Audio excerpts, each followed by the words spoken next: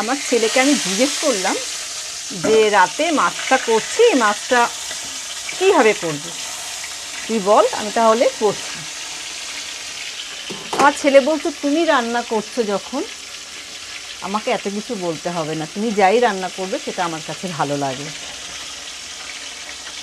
মানে একটা প্রাউডের সঙ্গে, মানে আমি যে খুব ভালো রাঁধুনি বা ভীষণ ভালো রান্না করি, নট দ্যাট, সেটা কথা না। আমি কথাটা এই কারণেই বলছি, ম্যাক্সিমাম ছোট থেকে বড় সব ছেলেমেয়েরাই বলে তাদের মায়ের হাতের রান্না ভুলতে পারে না।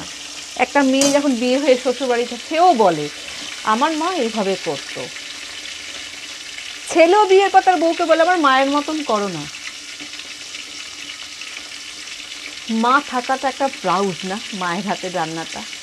মা যাই রান্না করুক, যাই, সেটা মা হয়তো একটা সিদ্ধ ভাতই করেছে, তাও সেটা অমৃত লাগে সন্তানের কাছে। জানি না, মানে আমার তো মা নেই, খুব খুব ছোটোবেলায় মাকে হারিয়েছি। ছোটোবেলা বলতে মা, ময়াকার মা, এই বানানটাই আমার কাছে মা হিসেবে পরিচিত। ওই জন্য মায়ের গন্ধটা বা মায়ের রান্না সম্বন্ধে কোনো আইডিয়া নেই। সত্যি মায়ের রান্না এরকম মধুর হয়? জানি না, জানাবেন তো, মায়ের রান্না সবার হাতে এরকম মধুর লাগে নাকি?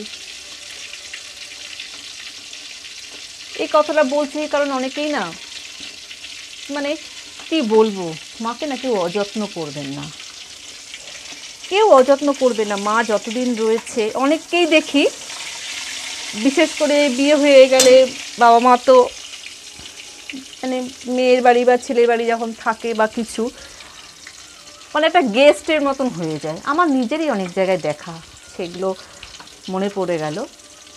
যদি বেড়াতে আসে, এটা ধরতে গেলে দ্বিধাবোধ, ওটা ধরতে গেলে মায়ের দ্বিধাবোধ, কেমন একটা যেন মাকে ঝামটা, সেই মায়ের সব কিছু নেব, মা বাবা যদি পেনশন থেকে পেনশনও ভোগ করব, মা বাবার সব কিছু নেবো, কিন্তু মাকে আমার বাড়িতে, এটা আমার বাড়ি হয়ে যায় তখন, আর কি আমার সংসার হয়ে যায়, মা বাবাকে করতে দেব না। মা বাবা যেটাই ধরবে, মা বিশেষ করে, সেটাতেই আমাদের প্রবলেম। কেন করেন এরকম? আমার মনে হয় না করাই ভালো। বাবা মা যতদিন আছে, বাবা মাকে শান্তিতে বাঁচতে দিন, যত্ন করুন, যতটুকু তাদের প্রাপ্য সম্মান তাদেরকে দিন। এই কারণে আমি এই কথাগুলো বলছি, আমাকে ভুল বুঝবেন না। আমার তো মা নেই বলে আমি আরও বেশি রিয়ালাইজ করতে পারি। একটা সময় যেন মনে হয় মা থাকলে এটা হতো।